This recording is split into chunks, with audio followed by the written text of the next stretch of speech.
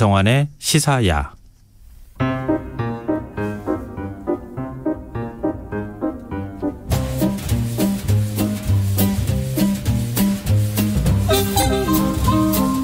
우리가 주목할 만한 판결과 법 관련 이슈들을 살펴보고 사법부의 판단과 국민 법 감정 사이의 괴리감을 줄이는 방법을 찾아가는 시간입니다.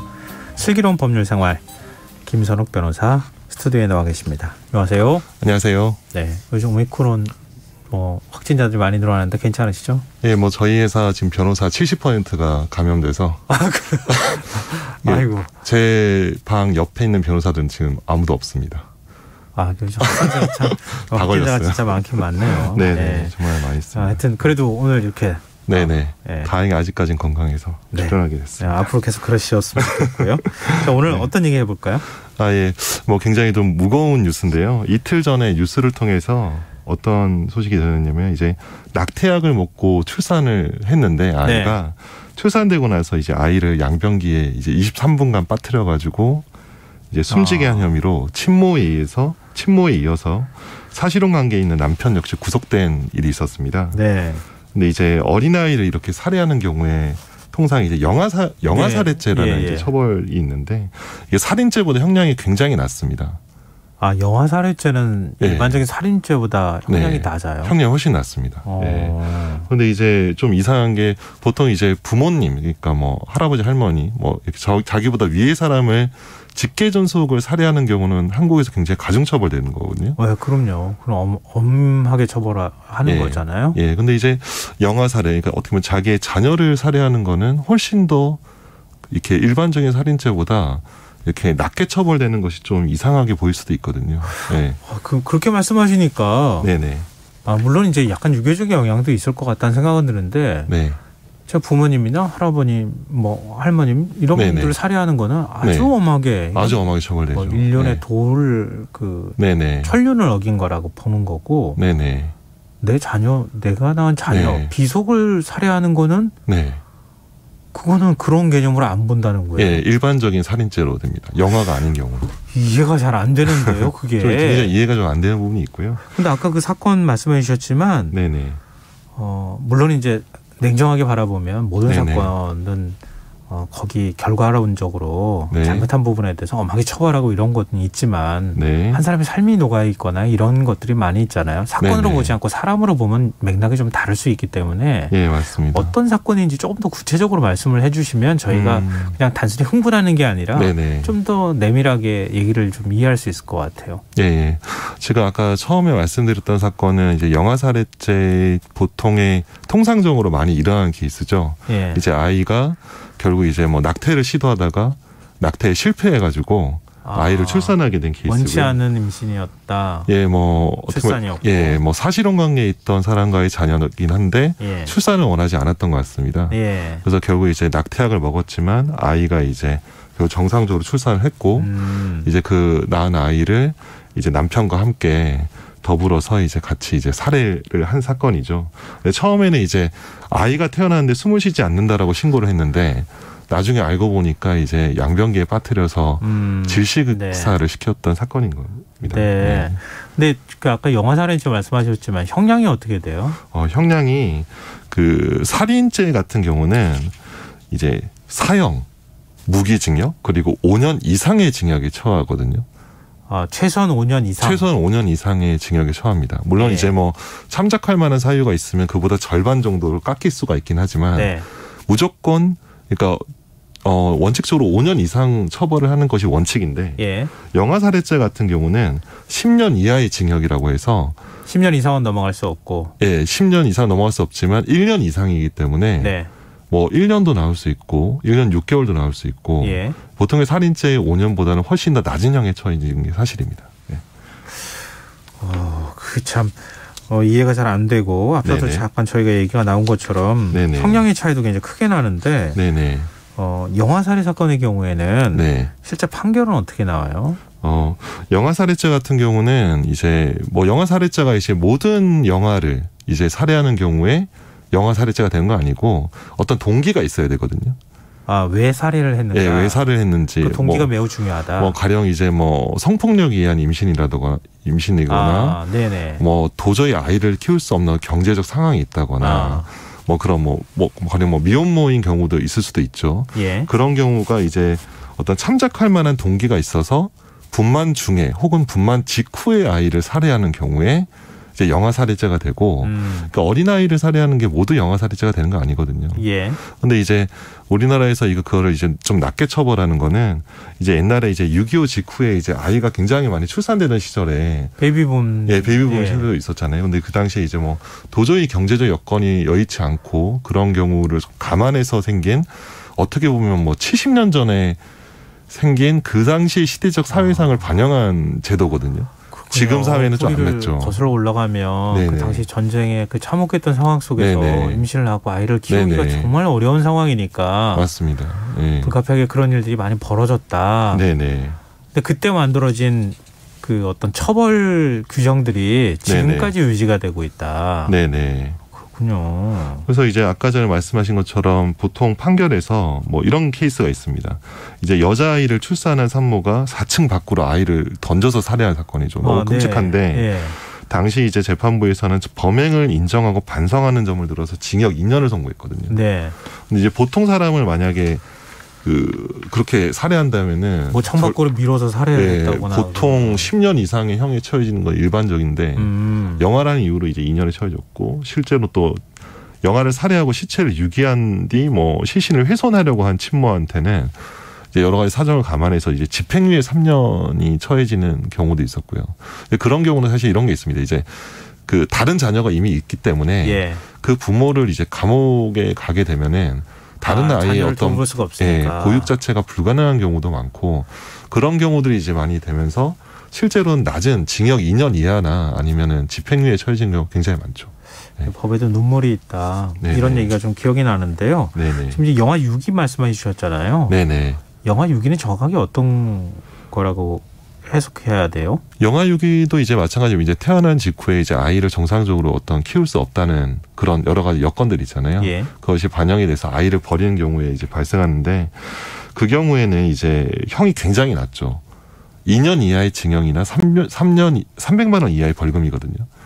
근데 영아 6기는 사실은 굉장히 많은 그 언론을 통해서 이슈가 됐었잖아요. 영아를 6기에서 네네. 숨지게 하는 경우가 있잖아요. 그렇죠. 그러면 유기치사까지도 이제 됐어요. 유기치사. 예, 그러면 형이 훨씬 더 올라가긴 합니다. 예. 이제 가령 영아를 유기했는데 그 아이가 이제 방치가 계속돼서 사망하는 경우도 있을 수 있죠. 예. 근데 이제 보통은 이제 그 전에 영아 유기를 하는 경우는 보통 어떤 보육 시설이나 영아 6기를 전문적으로 이렇게 옛날에 이슈가 되었던 베이비박스 그 케이스 있잖아요. 그것도 영아 6기죄로 처벌받을 수 있어요? 그것도 이제 현행범을 체포를 하게 되면 아니면 나중에라도 CCTV를 통해서 발견하게 되면은 영아 6기로 처벌되는 것이죠. 네. 그리고 그 당시에 그것이 영아 6기를 사실상 방조하는 것이 아니냐라는 여러 가지 이슈도 있긴 했지만 실제로는 이제 그렇게 처벌되지는 못하는 거고요. 예. 영아 6기도 굳이 따지자면은 책임이 지금 가볍게 현행법상으로는 책임을 가볍게 묻고 있는 상황이다. 굉장히 가볍죠. 2년 이하라는 건 맞습니다. 네. 구체적인 사건에서도 사례들도 있는 거죠. 이렇게 하면. 이제 영아 6기 같은 경우는 보통 아까 영아 살해죄와 마찬가지로 집행유예를 처해지거나 아니면 벌금에 처해지는 것이 현실이고요. 다만 이제 굉장히 이례적인 케이스가 한 번 있었습니다. 이제 수원지방법원에서 있었던 판결인데 예. 그 아이를 셋이나 유기를 한 거예요. 20대가. 셋이나 유기를? 네, 셋을 유기를 한 겁니다. 이제 어떻게 했냐면은 2017년에 대구에서 남자친구와의 사이에서 낳은 아기를 출산한 뒤 신생아실에 남겨두고 도주한 사람이 있는데 그분이 이제 4년 전에도 남자아이를 한번 버렸고 그 1년 후인 2014년에도 딸아이를 출산하고 자취를 감췄죠. 그래서 총 3명의 아이를 버린 거거든요. 예. 근데 결국은 이제 2017년에 낳은 아기를 그러니까 출산하고 이제 유기한 그분 관련해서 이제 총 3명이 이제 문제가 된 건데 3명의 아기를 유기한 건데 결국 법원에서는 이거 도저히 이거는 좀 넘어갈 수 없다라고 해서 처벌한 게 1년 6개월입니다. 아이 셋을 유기를 했는데. 근데도 1년 6개월이 나온 거죠.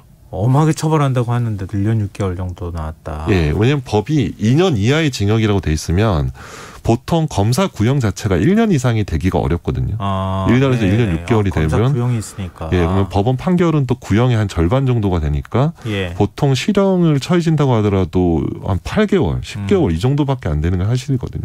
근데 우리 보통 1심에서 검사가 네네. 구형을 하잖아요. 네네. 그러니까 판사가 판결할 때 구형량보다 더 높은 형량을 선고하는 경우가 있습니다. 있는데 있어요? 실제 케이스에서는 제가 알기로 10%가 좀 되지 않는 걸로 보통은 구형량보다는 구형량의 절반 정도를 기준으로 해서 그거보다 약간 상회하는 정도 이렇게 판결을 많이 하죠. 검사의 구형도 그러니까 굉장히 중요하다고 굉장히 봐야 많이 어떤 뭐 법원 판사한테 사실상의 어떤 좀 압박이 되는 건 사실이거든요. 법적인 구속은 아니지만. 네. 근데 지금 저희가 얘기를 나눈 게 네네. 일반적인 살인 직계 존속에 대한 어떤 네네. 살인죄와 관련해서 네네. 직계 존속과 우리 이제 제 자녀 비속은 좀 차이를 둔다. 네네. 그리고 영화도 영화 살해 사건 사례와 그다음에 유기의 차이에 대해서 말씀해 주셨는데 근데 태아하고 영화의 경우는 어떻게 되는 거예요? 이거는 구분을 또 이거 별도로 하나요?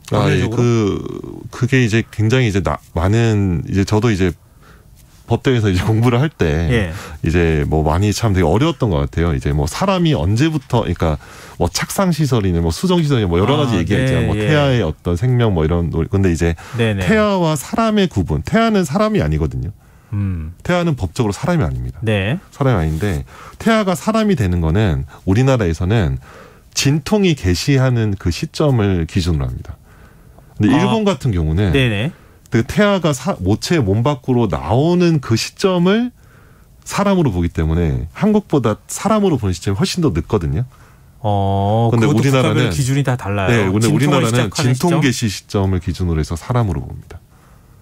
그래서 영화는 그러면은 진통 개시하고 나서 분만 과정이 있는 경우는 다 영화죠. 그때는 사람이죠. 그렇군요. 태아와 영화는 굉장히 어색하네요. 굉장히 좀 어색하죠. 뭐 보통 이제 저희가 봤을 때는 뭐 그냥 악이라는 개념으로 보잖아요. 태아는 뭐 이제 태아와 영화는 법적으로 명확히 구분이 돼 있죠. 근데 이건 낙태죄하고도 연결이 되는 부분이라서. 낙태죄는 워낙 근데 큰 이슈이기 때문에. 근데 지금 태아는 사람으로 보지 않는다 그러면서 어떻게 낙태죄가 성립이 돼요? 근데 이제 태아는 사람으로 될 수 있는 그렇죠. 존재죠. 그러니까 사람은 아니지만 사람으로 될 수 있기 때문에 태아를 살해하는 것을 이제 국가는 처벌을 하는 거죠. 어떤 뭐 종교적이고 윤리적인 여러 가지 이슈가 있긴 하지만 국가에서는 현재 우리나라 법상으로는 낙태와 관련해서 아직도 이제 처벌법규가 남아 있잖아요. 물론 이제 여러 지금 입법 논의가 있긴 하지만 결국 태아는 사람은 아니지만 처벌하는 거죠. 사람처럼. 그런 부분에 대한 법률적인 것들을 좀 명확하게 정리할 필요가 있겠군요. 근데 이제 워낙 뭐 종교 윤리 뭐 쟁점이 많아서 아직까지 좀 해결이 잘 안 되고 있죠. 근데 이런 의문이 생겨요. 민법에서는 아기가 세상에 태어난 시점에 권리가 생긴다고 보는데. 맞습니다. 상속을 할 때는 왜 달라요? 상속을 할 때는 왜냐하면 이제 이런 거죠. 이제 아버지가 있고 이제 그러니까 부인이 있고 자녀가 있는데 태어나지 않은 자녀도 곧 태어날 수는 있잖아요. 보통의 경우는 거의 다 요새는 다 태아가 정상적으로 태어나기 때문에 그렇다면은 그 태아가 나중에 자기가 뱃속에 있을 때 아버지가 죽었다는 이유만으로 상속을 못 받으면 굉장히 좀 불공평하죠. 다른 형제와의 관계에서도. 그렇기 때문에 상속에 관련해서는 태아를 사람으로 봅니다. 그래서 나중에 태아가 정상적으로 태어나면 그 아이는 상속권을 당연히 가지게 되는 거죠. 상속에 있어서만큼은 복중에 있는 태아도 상속권을 갖는다. 그러니까 보통 뭐 유복자란 말 있잖아요. 유복자도 이제 태아도 상속권이 있고 심지어 뭐 이런 것도 있습니다. 뭐 할아버지가 자기 손자가 이제 그 며느리 뱃속에 있어요. 그럼 할아버지가 유언을 할 때 아직은 안 태어났지만 변호사무실 가서 유언장을 써가지고 언제 태어날 애한테 재산 얼마를 준다 이렇게 유증을 할 수도 있죠. 며느리가 지금 임신 중인 태어날 아이에 대해서도 내 손자로서 상속분을 인정해 주겠다. 그렇죠. 이렇게 된다는 건데. 물론 이름도 모르지만 성별도 모르고. 뭐 이런 건 가정은 뭐 없으면 좋은 거지만 태어나지 못한다 그러면은 태어나지 못하면 애당초 사람이 없었던 건으로 취급하는 거기 때문에 상속분에서 아예 계산이 안 되는 거죠. 이거 가령 이제 태아에 대해서 할아버지가 만약 유증을 했잖아요. 유언을 했으면 유언을 했다고 하더라도 그 아이가 태어나지 못하면 그 유언은 그 부분에 한해서는 무효가 되는 거죠. 복잡하군요. 민법으로 가니까 굉장히 복잡해지네요. 굉장히 복잡하죠. 형법으로 갔을 때 좀 형법으로 갔을 때는 뭐 근데 태아에게 법적 지위가 부여되는 사례가 또 있다고요? 예, 이런 겁니다. 이제 태아가 이제 가령 이런 겁니다. 가령 저희 아버지가 이제 사망을 했어요. 예. 뭐 가령 뭐 국가 권력에 의해서 사망했어요. 뭐 옛날에 6.25 당시에 이제 민간인 학살이 많았잖아요. 네네. 그러면 이제 아버지가 살해당했을 때 이제 부인이 있었는데 그 부인의 뱃속에 이제 유복자가 있었죠. 예. 근데 유복자가 태어났어요. 예. 근데 만약에 제가 살아 있을 때, 그러니까 그 아이가 어렸을 때 아버지가 돌아가시면 분명히 그 아이는 아버지의 죽음으로 정신적인 고통을 받잖아요. 예, 그렇죠. 그죠. 위자료를 그러면 국가한테 청구를 할 수 있는데 그 경우에 이제 태어나지 않은 태아도 뱃속에 있을 때 아버지가 죽으면 그 정신상 손해를 입은 걸로 봅니다. 그런 경우에는 또 네. 그때도 사람으로 보는 거죠. 네. 그러니까 뱃속에 있었다고 하더라도 충격을 받았다고 법에서 가정을 해주는 거예요. 그래서 나중에 그 아이가 태어나서 국가를 상대로 손해배상 청구를 할 수 있죠. 우리 아버지를 죽인 거에 대한 뭐 정신상 어떤 위자료를 달라라고 청구할 수 있는 거죠. 네. 실제로 이제 그 사건 저도 이제 그런 케이스 되게 많이 해봤거든요. 그래요? 옛날에 이제 뭐 6.25 전쟁 당시에 뱃속에 있었는데 그러니까 51년에 태어난 거죠. 네네. 근데 그분이 이제 나중에 할아버지가 돼서 국가를 상대로 손해배상 청구를 한 거죠. 그것도 이제 위자료 청구를 받아줍니다.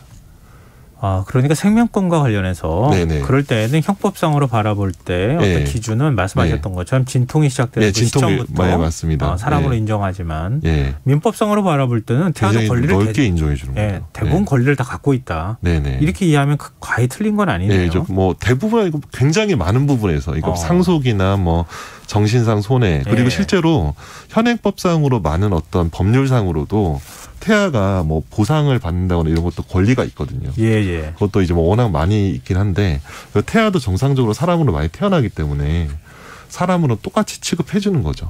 재산과 어떤 상속과 관련해서. 예를 들어서 환경오염 사건이나 아니면 공항 소음 피해나 뭐 이런 것들도 똑같이 다 인정받을 수 있어요. 소송을 제기할 경우에. 그 경우는 뭐 여러 좀 애매한 부분이 있을 수 있는데 그 부분 안에서 이제 산업재해 관련해서 태아의 어떤 그 손해를 산재로 인정한 케이스가 있거든요.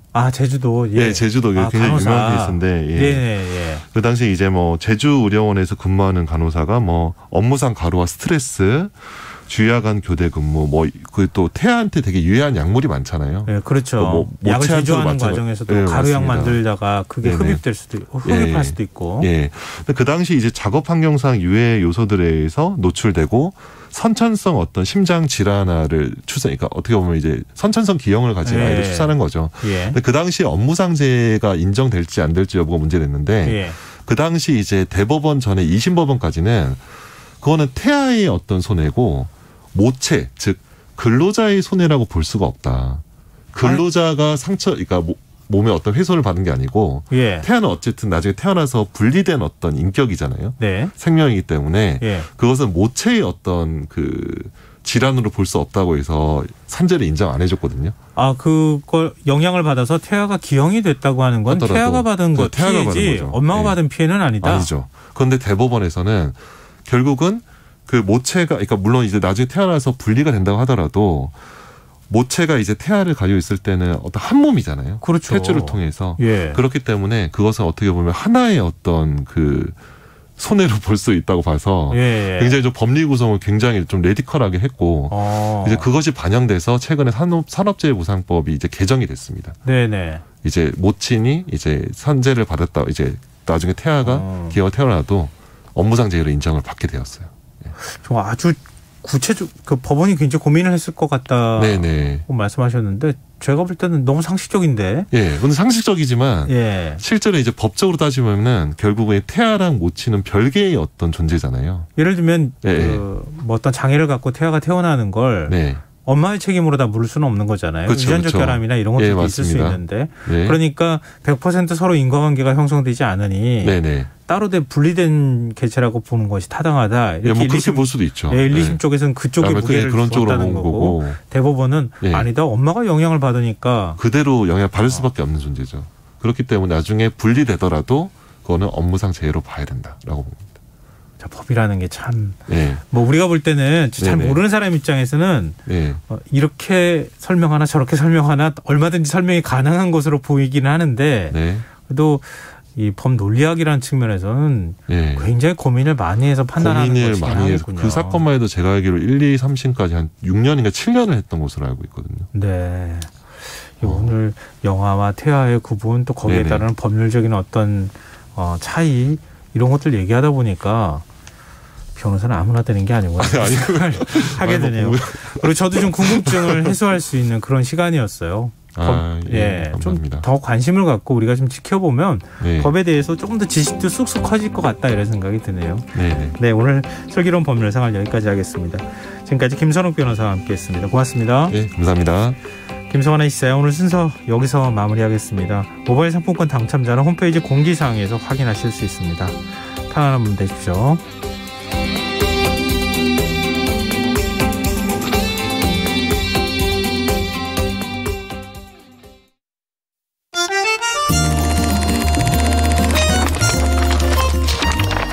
이다혜의 영화관, 정여울의 도서관.